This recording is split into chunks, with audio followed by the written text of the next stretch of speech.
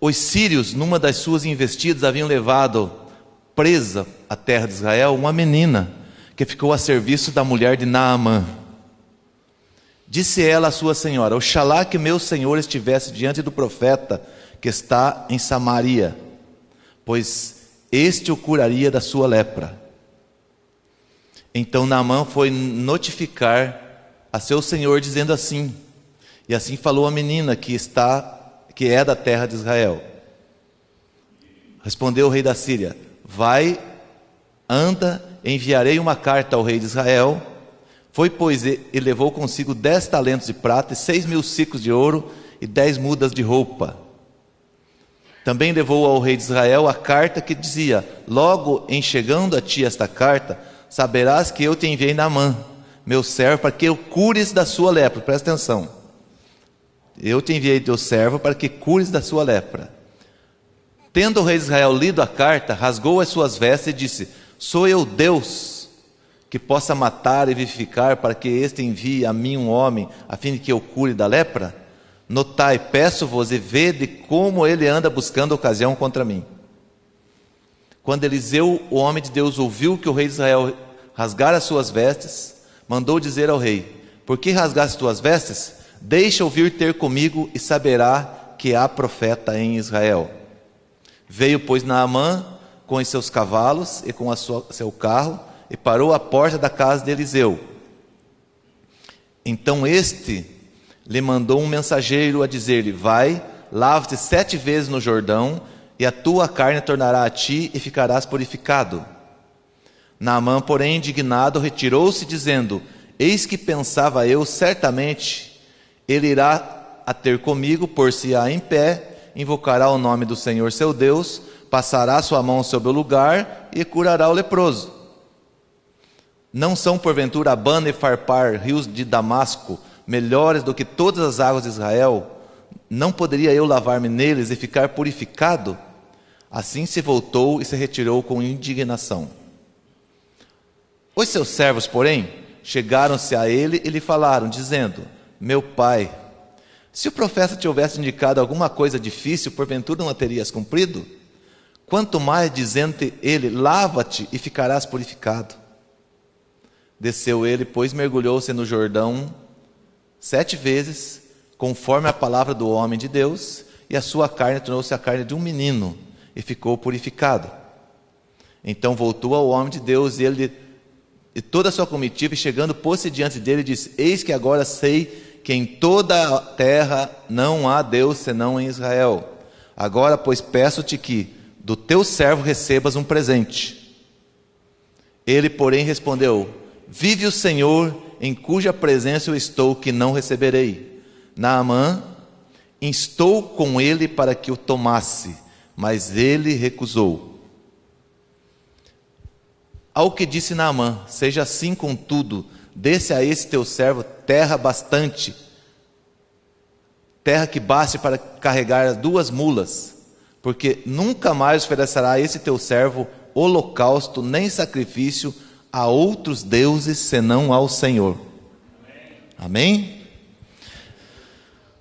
Para quem frequenta a igreja, essa é uma história bastante conhecida.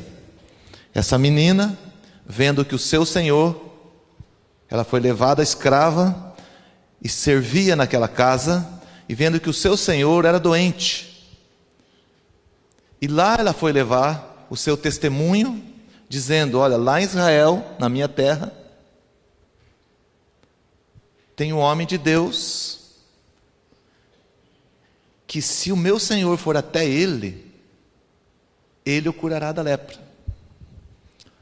Claro que houve uma confusão entre a carta do rei para o rei de Israel, não vamos entrar nessa.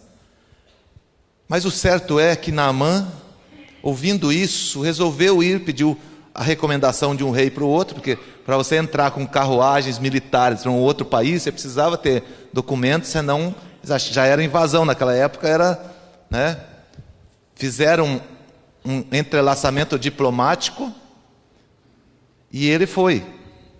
Chegando a Israel, foi até o rei, e como o rei não tinha como resolver, chegou a Eliseu, que era o homem de Deus, a informação de que o rei tinha rasgado suas vestes por causa da confusão de quem devia curar. Então, ele foi a Eliseu. Só estou repetindo o texto aqui para nós rememorarmos. Ele foi até Eliseu, e aí começa o conteúdo que eu quero meditar nessa noite.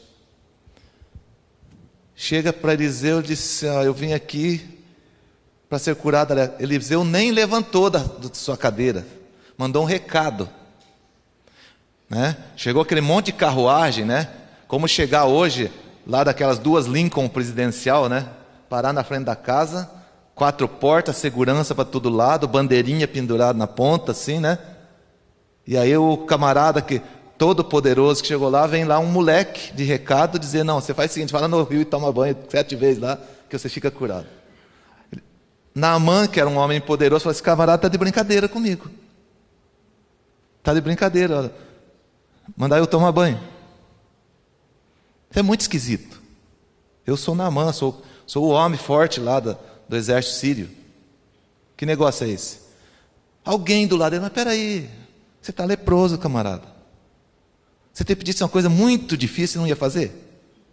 Se você for no hospital lá, não vai ficar internado com as agulhas e com coisa lá, e remédio, e injeção, e isolamento. Não é pior do que tomar... Já que está aqui, já que veio, vai lá.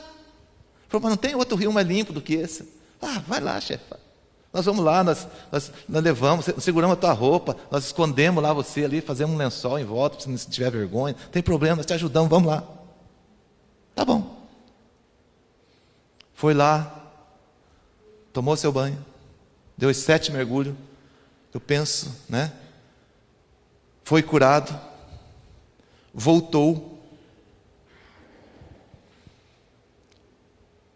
Quando ele foi curado, falou: não, agora eu tenho que presentear esse homem. Voltou até Eliseu, disse: olha, eu estou curado, agora eu queria te dar um presente. Eu tenho um monte de ouro, prata e tudo ali, eu quero te dar para você. Eliseu: não. De jeito nenhum. Não, mas por favor, faz questão. Não. Se fosse hoje, meu Deus do céu. Tem muita gente que fala: esse camarada é enviado de Deus. Vem em mim com esse carro, vai trazer mais um. Né? Hoje, nós vamos meditar então como o Evangelho é simples e gratuito. Já digo já, se você, porventura, é a primeira vez que está aqui, se algum lugar te oferecerem algo de Deus, que você precise dar alguma coisa a não ser o seu coração, cai fora, porque é fria. A única coisa que Deus quer em troca é o último versículo que diz, que vocês viram ali, que diz assim: eu quero levar terra daqui, para que lá nunca mais eu adore a outro Deus a não ser esse Deus que me curou. Essa é a única contrapartida que Deus quer do homem, que o Evangelho trouxe como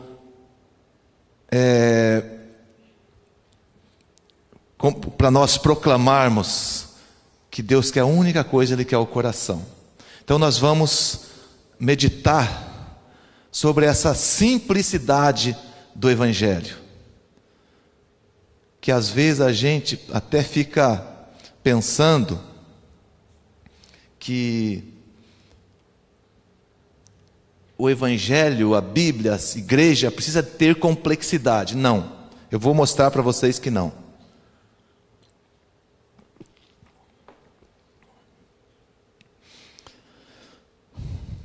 Primeiro ponto, o Evangelho sempre foi simples. O que complica? Ele nunca é do jeito que nós queremos. Naamã não chegou lá e falou assim: espera aí, eu acho que tem que chegar lá.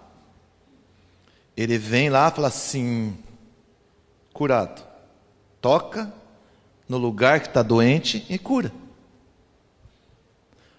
Esse momento está explicando de uma forma bem didática, dizendo: o homem sempre acha que é de um jeito, mas Deus tem o seu jeito, porque além da cura física, Ele quer trazer algo mais, Ele quer curar o coração também. E para isso precisa de um complemento da cura, porque para Deus é uma palavra, é uma ordem, é uma situação apenas. Qualquer doença, qualquer situação, qualquer problema Ele resolve. Mas os homens tendem a complicar um pouco isso, né? Na ideia de que o caminho é estreito, e o estreito do caminho, que a Bíblia fala, tem dois caminhos: um é estreito, que conduz à salvação, e outro é largo, que conduz à perdição. E na questão do caminho estreito, eles entendem por complicado.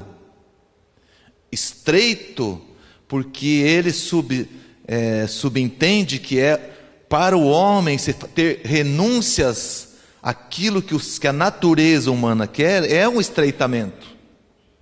Difícil, porque você vai renunciar, você vai abrir mão de coisas.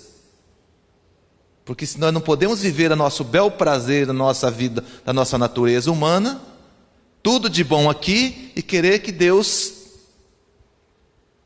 nos dê tudo de bom no céu. Pratica o mal, peca, agride a Deus. Nós falamos hoje de manhã sobre a cruz, e eu vou dizer do ponto mais importante, vou dar uma chance para você que não veio na escola dominical hoje.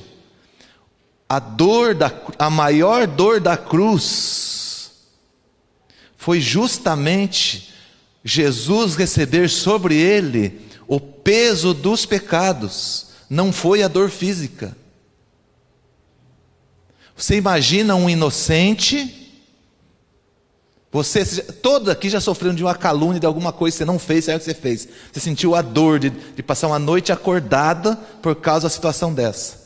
Agora se imagina Jesus receber lá na cruz todo aquele relatório dos meus, começou pelos meus, umas 50 folhas, só os dessa semana. Aí vai fazendo, emendando do outro, de cada um de nós, e de toda a humanidade do passado e do futuro, tudo isso como culpa de um inocente, de um Deus que recebeu sobre si. Essa foi a maior dor. E essa dor é que as pessoas acham, quando nós não reconhecemos Ele como Salvador, nós não entendemos que Ele, como inocente, levou sobre Ele os nossos pecados. Por isso o caminho acaba sendo estreito para nós, porque nós precisamos de renunciar àquilo que a nossa natureza nos exige e nos induz a fazer todos os dias. Quando nós falamos em mundo espiritual, sempre é contraponto à nossa natureza. A Bíblia nos ensina que para nós sermos exaltados, você precisa ser humilhado, né? Para você ser o maior, você precisa ser o menor. A matemática de Deus é sempre ao contrário da natureza humana, e isso fica estreito. Mas o caminho é estreito em determinado momento. Normalmente no início é difícil, porque quando você resolve ter uma mudança de vida, essa renúncia é difícil. Vou citar, por exemplo, que se você resolveu ter uma mudança de vida e tem todo o dia, toda sexta-feira à noite, vai tomar uma cerveja com seus amigos e bebe até se divertir, as primeiras sextas-feiras que você não vai, é muito difícil estar lá. Só que hoje quem fazia isso há 10 anos atrás já não tem problema mais. Quem, na hora de deixar de fumar, por exemplo, né? Foi difícil lá no começo, Hoje você não sente mais falta, muito pelo contrário, você sente a repugnância de ver alguém fumando. Então, esse momento, só para você entender, as renúncias que cada um de nós temos que ter no cada dia, que é o estreito do caminho. Não são as complicações que as pessoas colocam no dia a dia, né?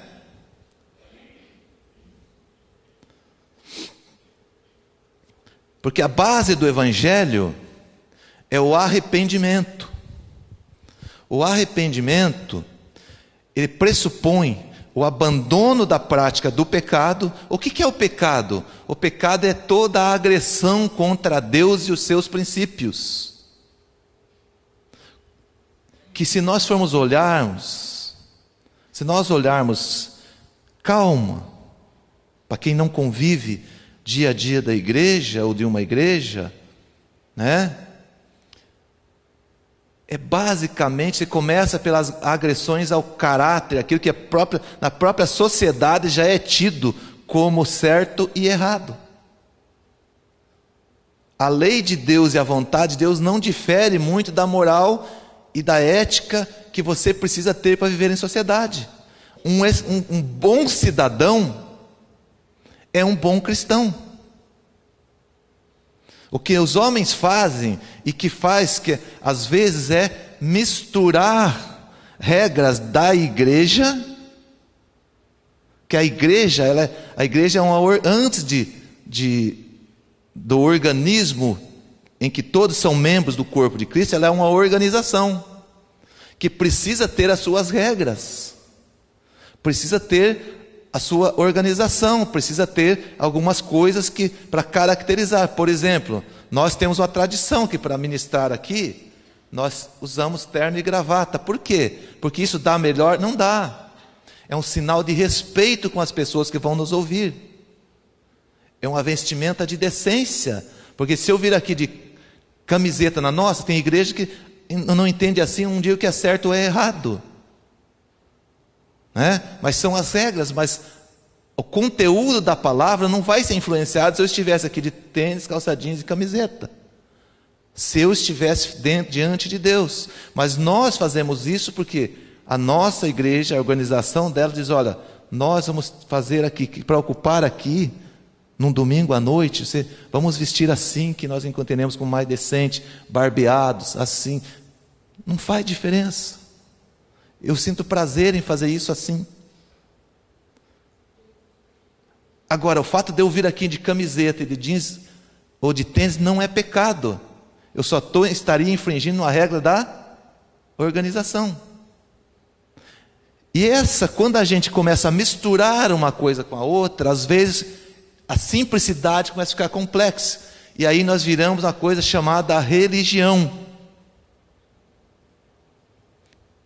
que é onde os homens acharam um campo de complicar a simplicidade do Evangelho. E que muitas pessoas hoje não conhecem Deus, porque não suportam as regras da religião. Não se confunda, já nós concluímos isso. Por quê? Eu tenho sempre falado, e vocês me ouviram aqui já algumas vezes, que a melhor coisa na vida, no relacionamento com Deus, é você conhecer Jesus primeiro. Se você experimentou Jesus primeiro, todas as outras regras se tornam simples, porque você fala, não, tudo bem, eu conheço Jesus. Mas se porventura você enxerga as pessoas que servem a Deus pelo ângulo da religião, você acha, não, tem uns rios mais limpos para nós fazer, esse não. Se alguém primeira coisa se convidar, vamos na minha igreja, e você olhou a igreja sempre tem homens, seres humanos que erram, que às vezes se expressa errado, que às vezes, tem rios mais limpos. Porque quando se tem homens, seres humanos, sempre tem outras pessoas melhores que eu, que Oséias, que pastor Aldino, sempre tem, que se adapta mais para você, que fala mais do jeito que você entende. Mas quando você conhece Jesus primeiro, qualquer homem, qualquer regra entre você e Jesus não faz diferença nenhuma. Porque Naamã, depois que ele foi curado, o que ele quis fazer? Falou, não quero nem saber, enche 2 mulas dessa terra daqui que tem bênção, aqui dessa igreja, porque é daqui que eu quero servir, não tem problema nenhum se tiver que chegar lá, e eu não vou adorar outro Deus a não ser o Deus de Israel, porque eu conheci Deus. Eu conheci Deus primeiro. Agora, se eu tiver que mergulhar no rio de novo, se eu tiver que dar esse presente tudo pro profeta, eu dou com alegria. Agora, se o profeta chega para ele igual uns e outros fazem hoje, então tá bom, então dá a tua oferta aqui primeiro, que eu vou orar para você ser curado. Que evangelho é esse? Descarrega as mulas aí de ouro e prata, tudo aqui em casa, né? E aí nós vamos ver que vai dar um negócio aqui, nós vamos orar. Vamos fazer uma campanha de 7 dias, no 5º dia você vai vir de novo. Manda vir mais umas mulas lá, com mais um pouco e descarrega aqui. Isso não é evangelho. Isso é brincar com a sua fé. Isso é explorar a fé em nome do evangelho. O evangelho é simples, é arrependimento, é rejeição ao pecado e assumir o compromisso de uma vida digna diante de Deus, da sociedade, da comunidade que você vive, onde as pessoas lá no seu trabalho olham para você e veem em você uma diferença, que não é tua forma de vestir, que muito tempo se enganou-se disso. A diferença está no coração, está no dia a dia, está na forma de você agir, nas tuas atitudes, está na forma de você, na hora da dificuldade, do teu afeto com a pessoa que está necessitando de um momento de abraço, de carinho, está na tua dedicação naquele momento que você não tem tempo, mas ela precisa de você e você dá o seu tempo para ela. Daquele seu vizinho que está desempregado, que só está comendo um arrozinho lá com a família e você tem um frango, você pega metade do frango e dá para ele.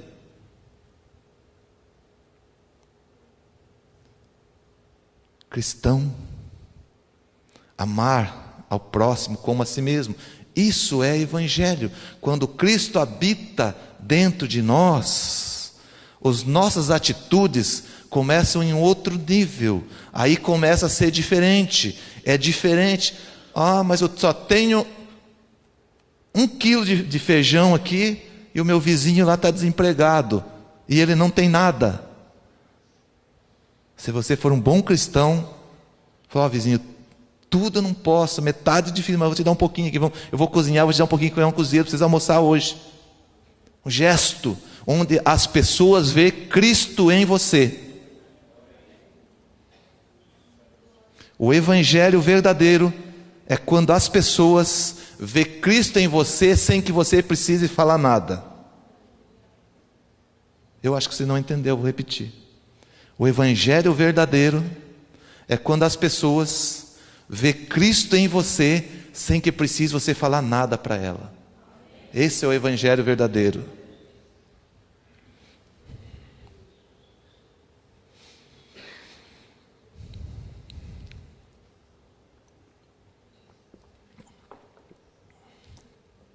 O arrependimento é a experiência da renúncia, do perdão e o abandono à prática do pecado, que gera alívio e paz. Olha como Jesus resumiu os efeitos do evangelho lá no livro de Mateus. Ele diz assim: vinde a mim, todos os que estão cansados e sobrecarregados, e eu lhes darei descanso. Tomem sobre vocês o meu jugo, aprendam de mim, pois sou manso e humilde de coração, e vocês encontrarão descanso para tuas almas. Pois o meu jugo é suave e o meu fardo é leve. Por muito tempo, esse versículo foi pisoteado pelo poder da religiosidade das igrejas. Era exatamente ao contrário. Venha para cá que nós vamos pôr um monte de um fardo nas tuas costas, antes de você conhecer Jesus de verdade. E quem lê literalmente esse versículo dá a impressão que o negócio é a maior moleza. Tudo de bom. Você aceita Jesus, você vem para Jesus, os problemas acabam, as dificuldades vão embora, você vive tranquilão do jeito que quer, porque é tudo leve, tudo suave, tudo bacana, tudo soft. Não. Lá no pano de fundo desse versículo diz o seguinte: você estando em Cristo, você é fortalecido de tal forma que as dificuldades que você tem que enfrentar normalmente, você vai vencê-las muito mais facilmente. Os pesos que pesaram sobre os seus ombros, você tendo Cristo na sua vida, você vai ter força suficiente para suportá-los. As dificuldades, você vai ter sabedoria. E se você tiver sorte, essa parte eu estou falando, vai ter até uns irmãos que te ajudam, você de bom coração do teu lado na hora da dificuldade. Se tiver mais pessoas que têm Cristo na vida perto de você, que a gente chama de comunhão, que sente a dificuldade do outro, né? Ele vai repartir com você na hora da dificuldade, vai te dar um ombro para você chorar na hora da dor. Esse é o Evangelho. Não é nós pegarmos e colocar a pessoa aqui e agora você vem para essa igreja aqui, A, o B, o C, está aqui a lista do pode e do não pode. Assina embaixo que isso aqui de agora em diante é aqui. De vir as fiscais do Senhor ou os fiscais do Senhor olhar de cima e embaixo e falar, não, a saia tem que descer mais um pouquinho. Não está bom. Tá. Quando Jesus entra na sua vida de verdade, todas essas coisas automaticamente começam a ser ministradas sobre a sua vida, e a pessoa mesmo começa a sentir essa transformação e sentir que determinadas coisas já não pertencem a essa nova vida que começa a viver. O Evangelho começa uma nova vida, e essa nova vida já vem por si mesmo. Esses nãos você mesmo vai viver. Eu, na minha vida, já tive que dizer muitos nãos. Primeiro pelo caráter que eu venho de casa. Porque vamos falar bem a verdade, meus irmãos. O que a Bíblia prega como o testemunho do cristão não é muito mais do que aquilo que um pai deseja para o seu filho e para a sua filha. Não é muito mais do que um pai e uma mãe ensina para o seu filho e para a sua filha. Não é verdade? O pai não quer, se a filha vai se prostituir, viver para lá e para cá à noite, saindo à noite à toa para lá e para cá, é desejo um pai isso? Não. O filho bebendo, usando droga, tendo uma vida dissoluta por aí, saindo, virando as madrugadas, sem nenhum tipo de preocupação. Algum pai quer isso? Uma pessoa que tem um palavreado chulo, que fala que não dá nenhum tipo de agradabilidade onde ele está? Não é. A vida de ser cristão, meus queridos, não é muito diferente na parte de caráter, na parte moral, da diferença de qualquer sociedade. Aqui eu posso falar, tem bastante gente que são europeus e vivem numa sociedade diferente. Quando você vai, por exemplo, na Alemanha, né? Eu desci no aeroporto lá e fui pegar o metrô, né? Aí lá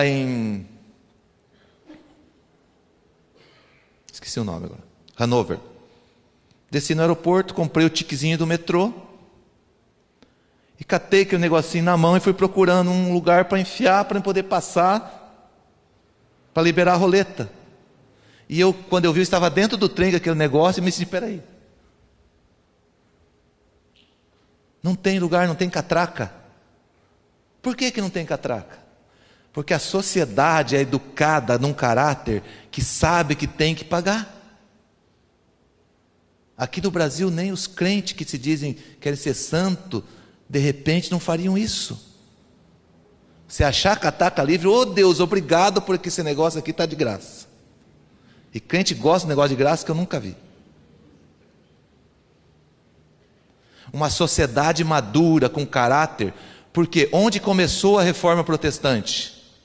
Catedral de Colônia, na Alemanha. Uma sociedade com mais de 500 anos, né, de evangelho sobre ela. Formou uma cultura de saber o que é certo, o que é errado, que não precisa dizer. Lá você ensinar, por exemplo, vamos sair de uma cidade, de uma sociedade que não tem cultura do evangelho, o Japão. Você falar para um professor no Japão o que é cola, ele fala, o que é? Eu tive um professor Wilson, lá de Maringá, ele é dono de uma das maiores faculdades do Brasil, Sesumar, né? E é cristão. E um dia ele nos contando que ele estava numa escola no Japão, e chegou lá, a escola tudo apertadinha, assim, os japonesinhos, todo um ladinho do outro. E ele perguntou lá, escuta, mas no dia de prova um não cola do outro? Aí o professor perguntou, o que é isso? Mas tem que cuidar? Fala, não, eles sabem que não pode fazer isso. Então, às vezes, o que a gente acha como ser dificuldade de ser caminho estreito para nós aqui, nada mais do que ser uma sociedade correta.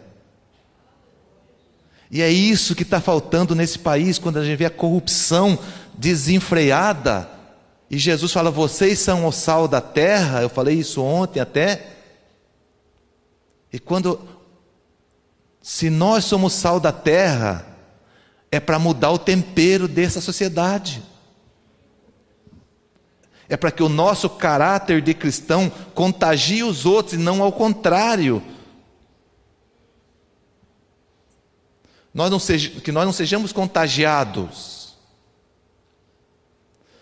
A simplicidade do Evangelho, ele quer transformar primeiro o povo que conhece o Evangelho numa sociedade que faz diferença, que contamina, que entra na política, mas não para se corromper, e sim para trazer mais coisas sociais para as pessoas. Eu lamento hoje que eu quero ver ainda alguém entrar na política cristão e se manter firme.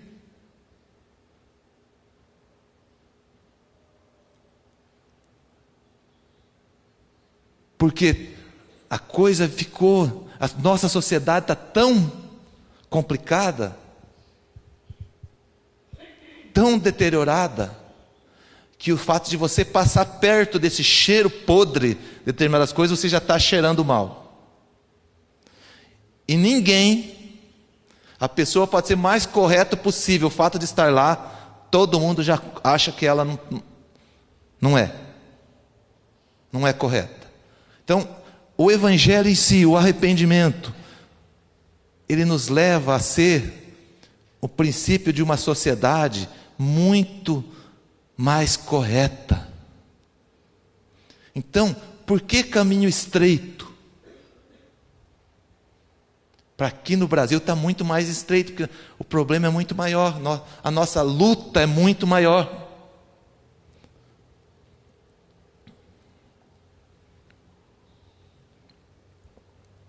O Evangelho é o arrependimento seguido do abandono das velhas práticas. Tá bom, então. O que é o arrependimento? O que é a cruz? Quando Jesus morreu, ele pagou todos os nossos pecados, todos. Então tá bom, quer dizer, então agora beleza. É só eu pecar, correr, pedir perdão, pode ser, não precisa nem ser na igreja, pode ser lá no meu quarto mesmo. Pronto. Jesus perdoou porque ele já pagou na cruz. O pastor falou que tem a minha lista desde o começo até o fim, já está tudo lá, né? Uma resma de papel desse tamanho, assim, está tudo impresso lá. Jesus já pagou essa conta e está tudo certo. Não é? Olha o que a Bíblia diz aqui em Provérbios. Provérbios 28 e 13. Quem esconde os seus pecados não prospera, Mas quem confessa e deixa, alcança a misericórdia. Então a bênção de Deus na nossa vida é em você. Errou, erra, continua errando, mas erra erro novo. Não fica pecando o pecado velho de novo. Simples assim. O Evangelho pressupõe que nós podemos errar. E nós pedimos perdão, arrependidos, e o Senhor nos perdoa. Mas com um detalhe. Ele diz só que, por favor, não fica pecando de novo todo dia a mesma coisa. Porque daí você não vai alcançar a misericórdia. E como viver essa simplicidade do Evangelho? É entender, basicamente, o princípio de relação entre o homem e Deus. Como que eu me relaciono com Deus? E qual é a expectativa de Deus para comigo? Isso é muito simples. O que é o problema de hoje? Que os homens criaram e propagam expectativas erradas a respeito de Deus. Talvez aquilo que estava na cabeça de Naamã, de algum lugar ele traria aquilo. Da onde que tirou na cabeça dele que tinha que pôr a mão em cima na cabeça dele para ser curado? De algum lugar, Naamã tinha aprendido aquilo. Os homens criaram expectativas, criaram formas. E hoje o que mais se fala? Que Deus dá riqueza, que Deus dá prosperidade, que Deus é para dar vida boa, que você tem que determinar para Deus para fazer algumas coisas. Olha, determino para Deus. Que isso? Se você falou essa palavra para Deus algum dia, peça perdão hoje. Eu determino. Que isso? Tiraram de Deus a posição de Senhor e deram para Deus a posição de servo. Quem que recebe uma determinação? Servo. E as pessoas, não, porque o Senhor tem que me dar isso. Tem que nada. O que Ele te deu foi evitar que você fosse morto por causa do pecado. Mandou seu filho morrer para te libertar, para que você tivesse vida, e vida em abundância, e alcançar uma vida eterna através de Cristo, no céu, não no inferno. Porque hoje não se fala mais em céu e inferno. O Evangelho pressupõe, o trabalho do Evangelho pressupõe esvaziar o inferno e encher o céu. O Evangelho é para isso. Porque se você, para ir para o céu, você tem que fazer esforço. Para o inferno você vai sem querer. Você já pensou nisso?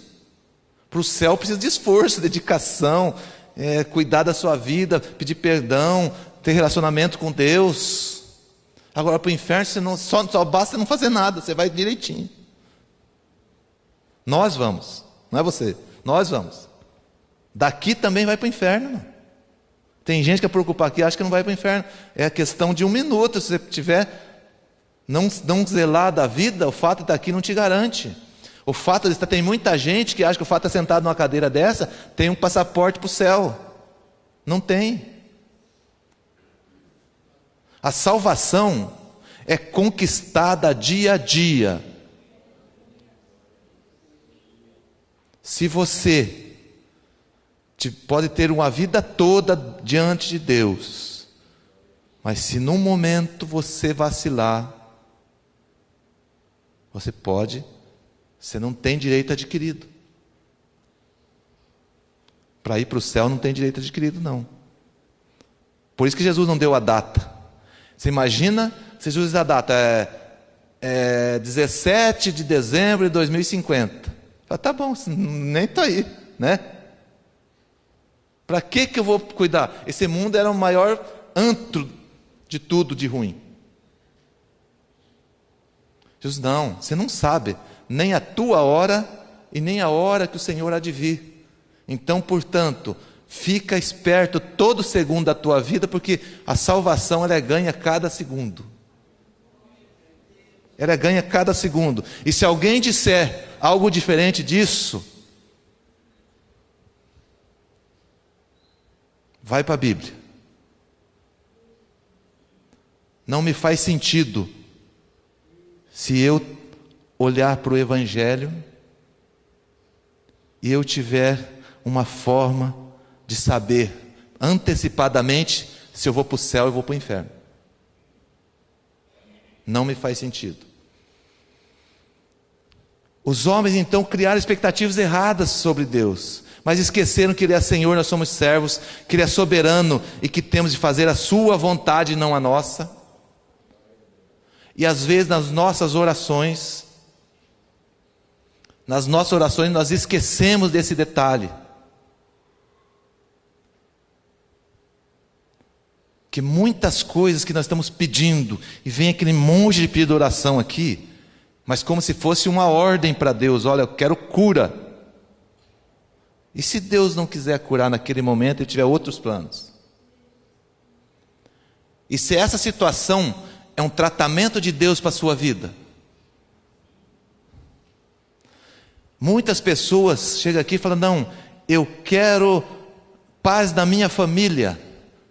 E Deus falou, mas a paz na tua família é você que tem que mudar. Eu não posso agredir teu livre-arbítrio e fazer você mudar. Já vi contar a história de uma esposa que chegava para o pastor e pedia, pastor, eu preciso de oração. Meu marido, eu quero que meu marido aceite Jesus, fique crente. Tá bom. E orou, e orou.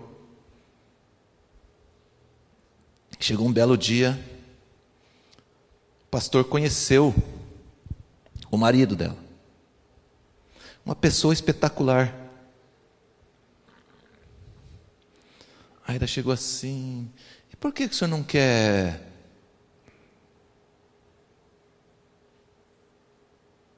frequentar a nossa igreja, servir o Senhor? Ele falou, pastor, estou esperando a minha mulher conhecer Jesus primeiro. Porque viver do lado dela aqui, o que é o inferno eu já descobri.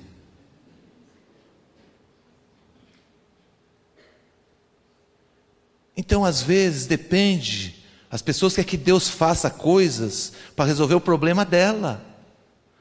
Deus quer, fica orando para Deus mudar o marido do jeito dela ou a mulher do jeito dele. Não, a mudança tem que ser em você. Não é Deus, é você. E começamos a expor para Deus tarefas que não é dele.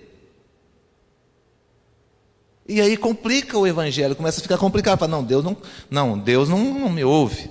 Não, Deus tem uma vontade soberana. Tem situações de dificuldades, doenças. O sofrimento é uma maneira de Deus nos educar e nos ensinar. Mas existem duas coisas no sofrimento. Tem a tribulação e tem a provação.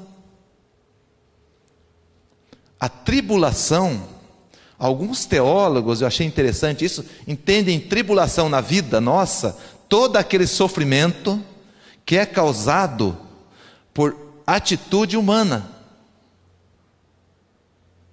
Quer ver? Tribulação na vida financeira. Você estava lá, daqui a pouco foi lá e comprou, trocou de carro sem precisar e pegou um carnezão daquele. Ou estava desatento, foi lá e bateu num carro super valioso, não tinha seguro.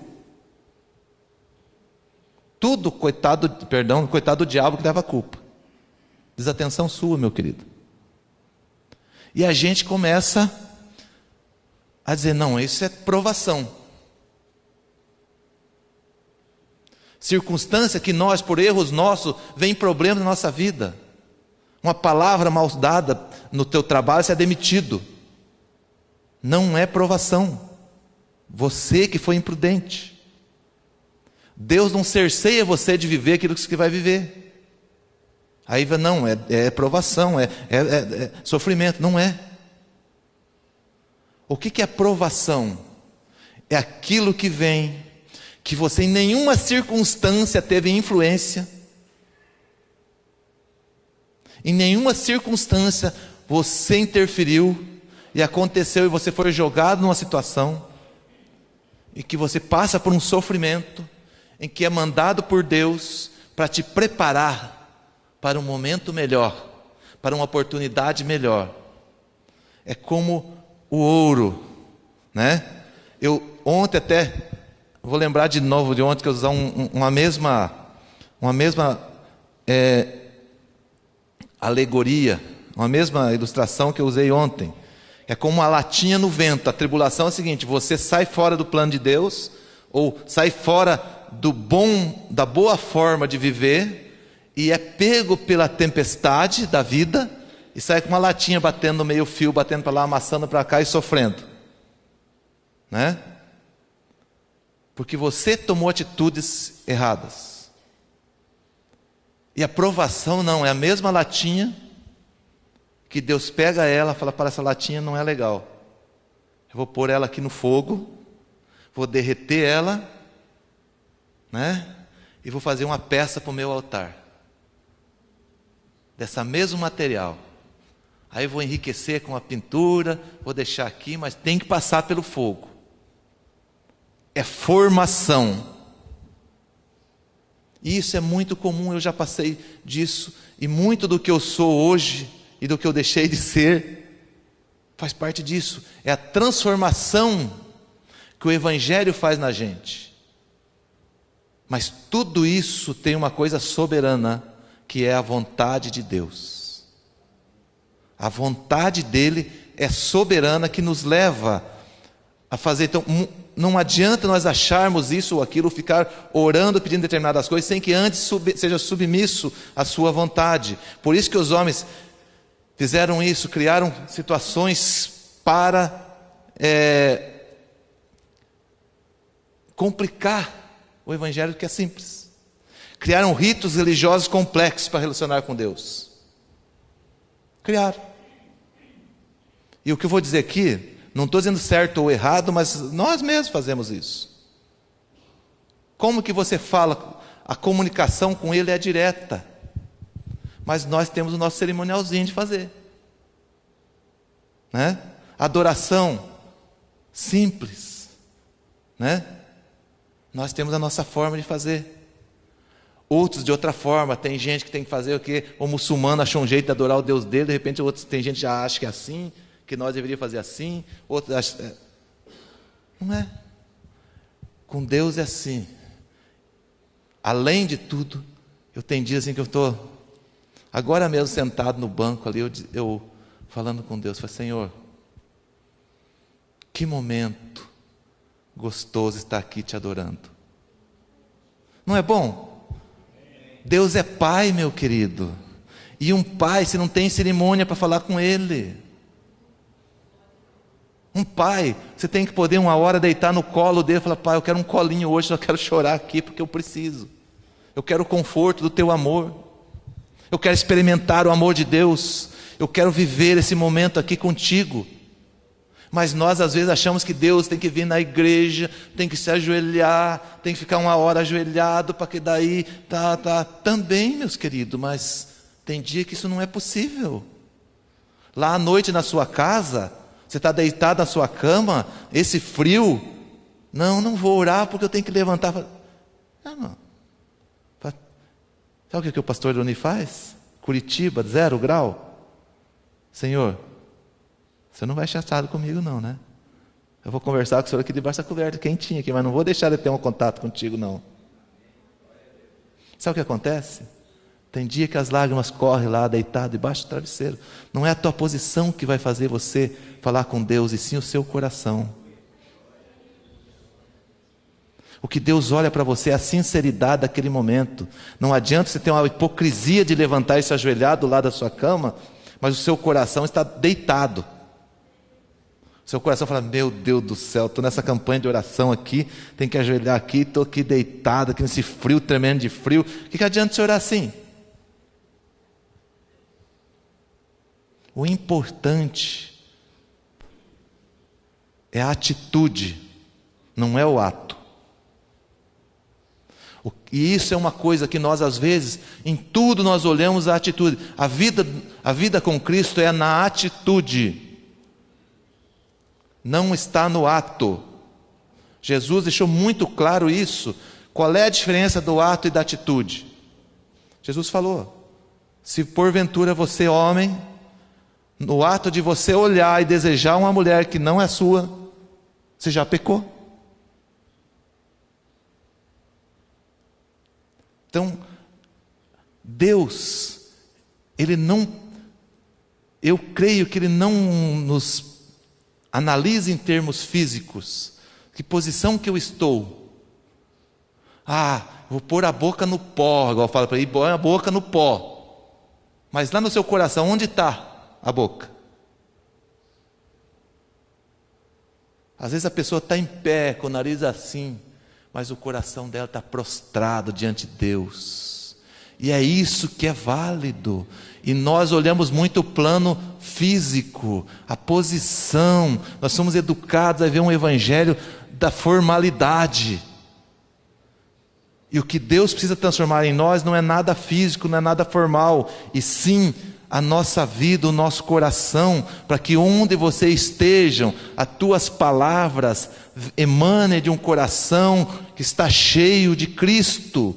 As tuas palavras emanam de um coração que está cheio de alegria, que traz que no momento de dificuldade da outra pessoa, você tem uma palavra de alegria, uma palavra de paz.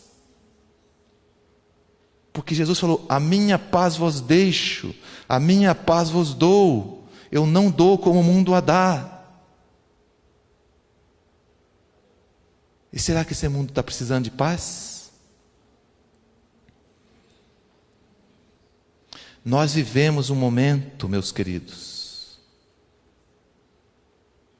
que muitas lágrimas rolam por aí por falta de paz. Atrás de mansões com muros enormes, com BMWs, Bentleys e carros de milhares de reais nas garagens, mas não tem paz lá dentro. Sabe por quê? Dentro de cada coração do homem tem um espaço que só é preenchido por Deus. Simples assim. Não tem remédio tarja preta que preencha. Não tem bebida, uísque, vinho de 10, 20 mil reais a garrafa, não preenche. Amigos não preenche. Psicólogo não resolve. Por quê? Porque Deus deixou como se fosse uma chave, uma fechadura, que ali naquele lugar está desenhadinho. O dia que ele encontra Deus e fala: era isso que estava me faltando. E aí que diz: porque o meu jugo é suave, o meu fardo é leve. Porque estava pesado, estava faltando esse encaixe. Você está entendendo? Por que o fardo é leve? Você já pensou? Você já viu aquele momento que parece que o ar não sai? Todo ser humano é composto de corpo, alma e espírito. E hoje as pessoas tratam muito bem o corpo, das vestes, marcas famosas até o botox, maquiagem. Chega no espelho e olha: meu corpo está lindo, está bonito. Cuida das suas emoções, que é a sua alma, indo para a diversão, fazendo viagem, tentando buscar coisa e tentando se divertir, mas não se preocupam com a sua alma. E o evangelho é simples para tratar da alma e do espírito. O homem quer simplesmente agradar a alma, mas a alma, ela é a fonte de comunicação com o Espírito, onde ela sente a agonia de um Espírito que quer ter relacionamento com seu Criador, e aquele corpo que está dentro dela não dá espaço.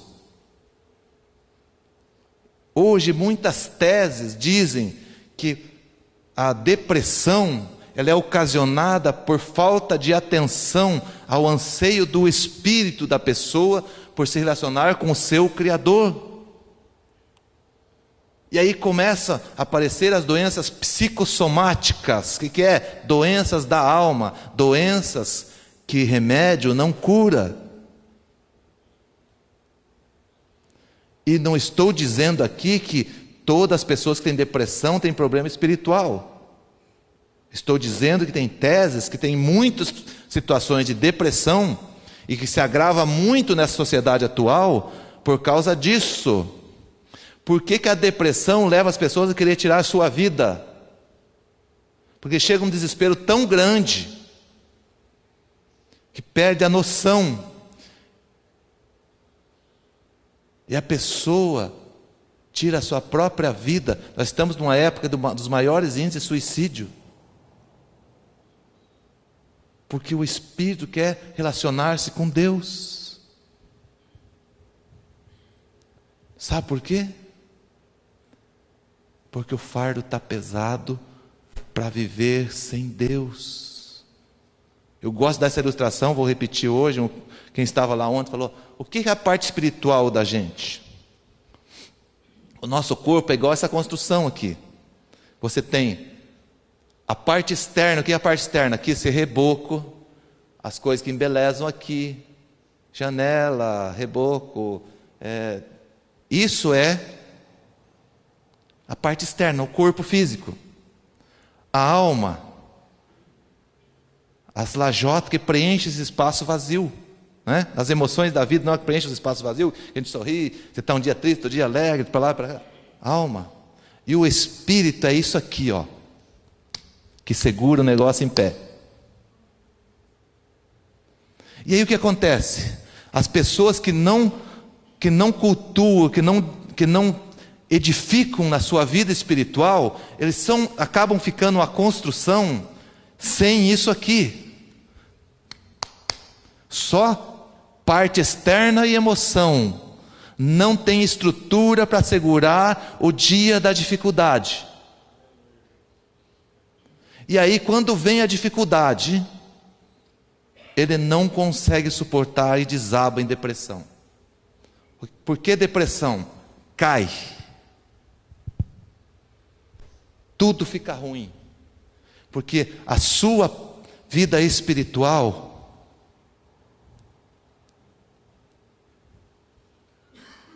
não sustenta a situação. Nós temos depressões químicas, meus queridos. Estou falando de um tipo. Tá certo? Deixa bem claro para vocês. Eu já cheguei a tomar remédios para corrigir distúrbios químicos do organismo, que é muito natural hoje. Por causa do estresse, o corpo trabalha errado e consome demasiadamente e não produz. Acontece muito. Nós estamos falando hoje de uma situação que leva o homem à depressão. Deixa bem claro. Você está falando para a internet também. Um tipo de depressão.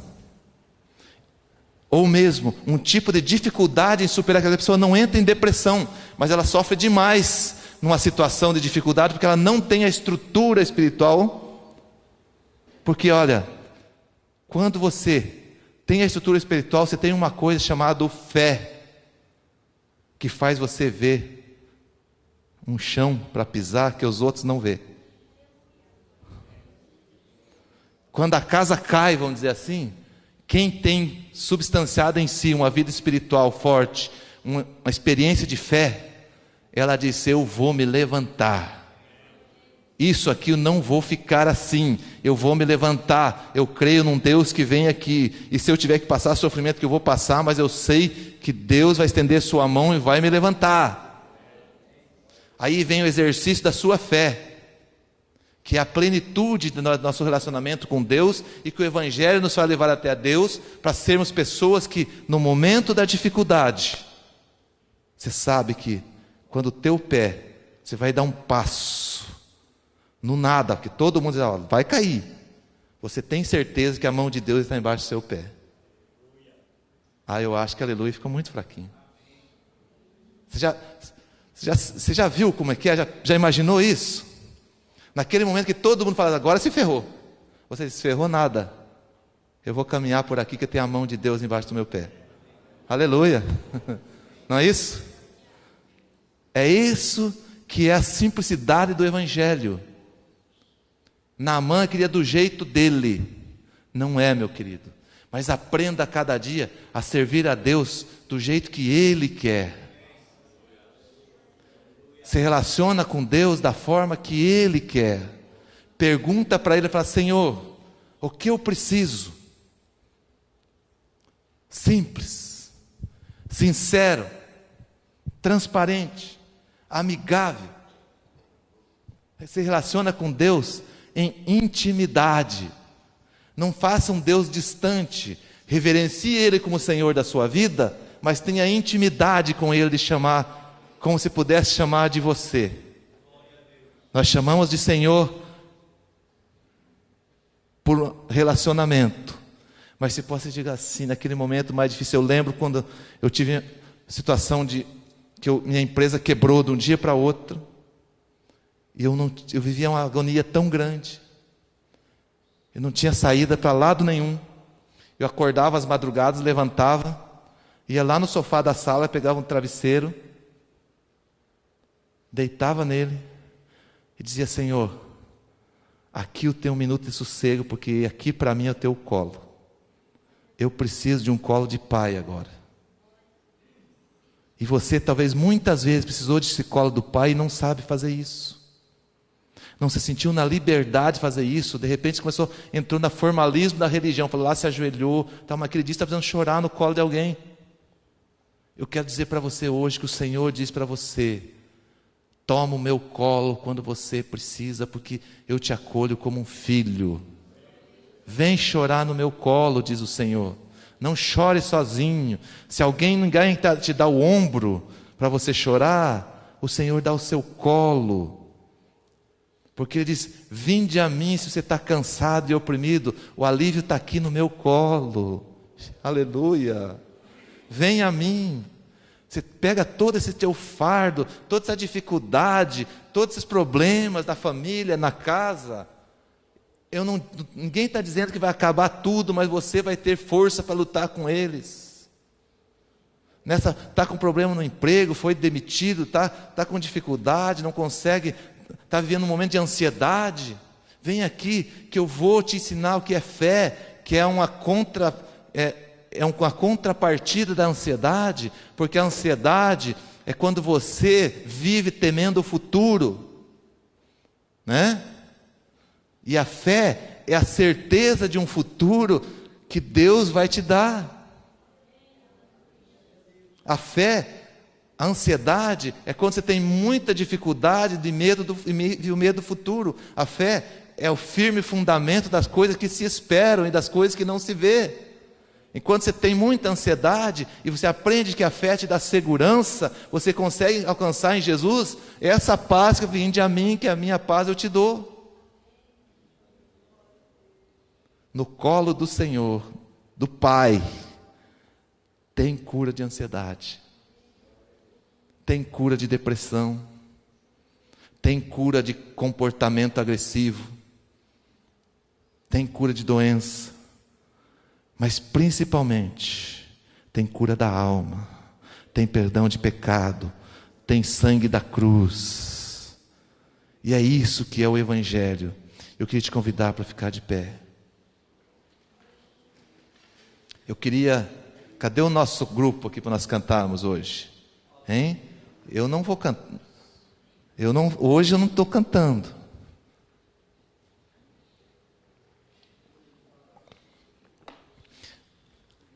A simplicidade do Evangelho.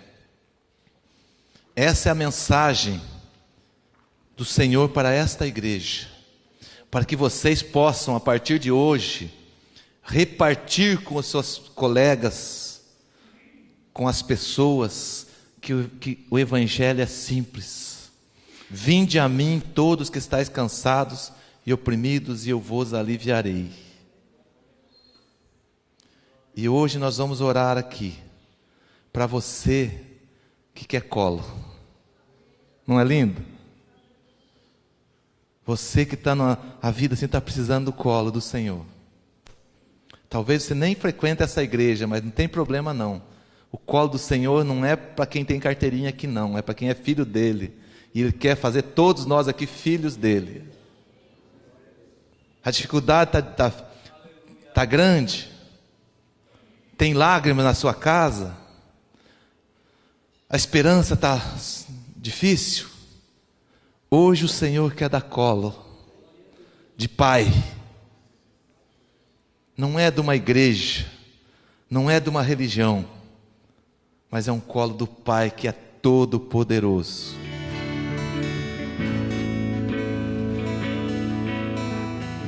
Glorifique o nome do Senhor.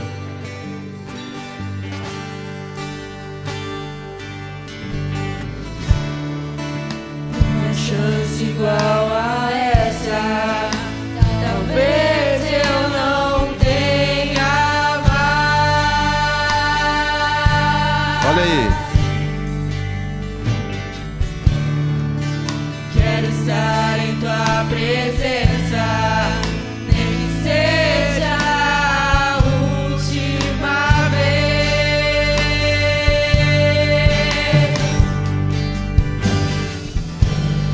Se tiver que gritar, eu gritarei. Se tiver que chorar, eu chorarei. Pode vir. Quer vir para o colo do Senhor? Pode vir. Vem cá.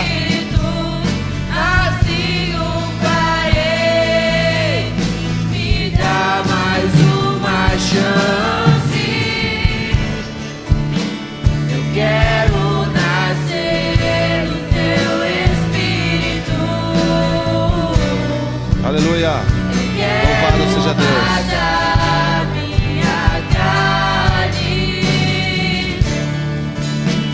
Fazer tua vontade, doce Espírito, que a minha vida seja a tua vida, Jesus.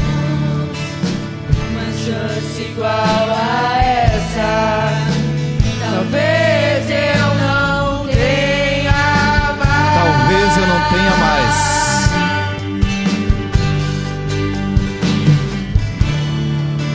Quero estar em tua presença, nem que seja a última vez. Pode vir.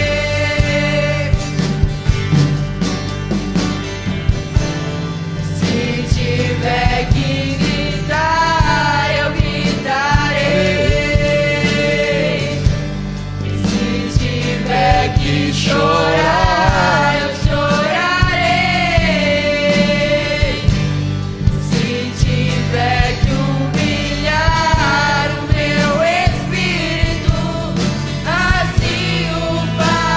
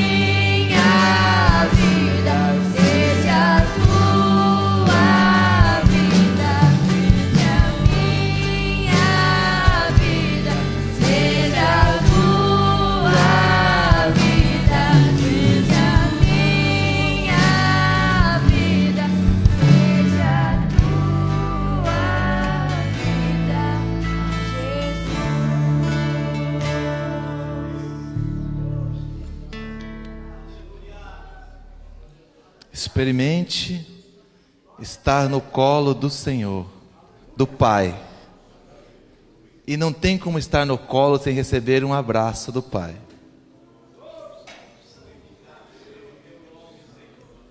Eu imagino que tem mais pessoas que talvez você fica meio assim, oh, querido, colo do Pai. Tenha liberdade de se sentir. Se por acaso você não quer vir até aqui à frente, fica aí no seu lugar, mas curto, não deixe de dizer para Deus, eu quero o teu colo. Não é só o fato de vir aqui. Você diz, pai, eu quero o colo, eu estou difícil, mas eu não tenho forças para ir lá na frente, mas eu quero o teu colo, quero o teu abraço. Ele vai te dar colo aí onde você está. Senhor, estão aqui teus filhinhos, Senhor, que ouviram esta mensagem da tua palavra, da simplicidade do Evangelho, da vontade do Senhor, mas principalmente, que o Senhor diz, vinde a mim se está cansado, se está oprimido, se você está com problema, vinde a mim que eu vou te aliviar. Mas não é um alívio enganoso de um evangelho simples e barato que nós falamos aqui. Falamos que o Senhor vai dar força para vencer, mesmo se a dor continuar, mas o Senhor vai dar força e esperança, vai renovar a esperança. E aqueles que não têm mais esperança, que agora vieram aqui, Senhor, e às vezes está dizendo, pai, eu não tenho mais esperança, eu quero colo, eu quero um abraço do Senhor, que eles sintam esse abraço, esse carinho, e que ao ir para a sua casa, sintam a tua companhia de maneira como nunca sentiram, pai. Que aqueles que estão com a sua vida espiritual sem estrutura, que estão às vezes derrubados pelas circunstâncias da vida, das dificuldades, do estresse, da doença, dos problemas, das doenças emocionais, Senhor, eu rogo ao Senhor que o teu colo renove as colunas espirituais de cada um. E que aquelas pessoas, Senhor, agora, em nome de Jesus, eu repreendo todo espírito de suicídio, em nome de Jesus, pelo poder do sangue de Jesus, eu repreendo o espírito de suicídio, e nesse momento, ministro a vida e a libertação na vida de tua filha, Senhor, em nome de Jesus.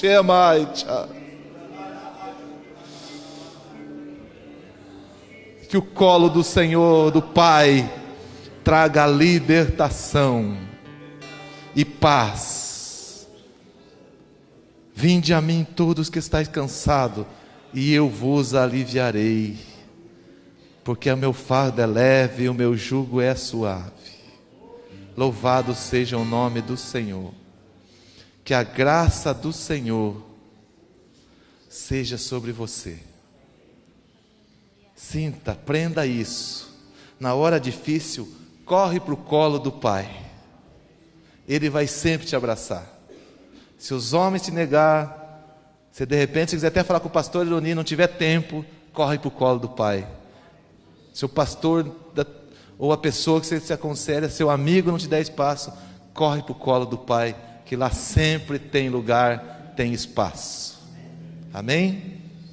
Amém.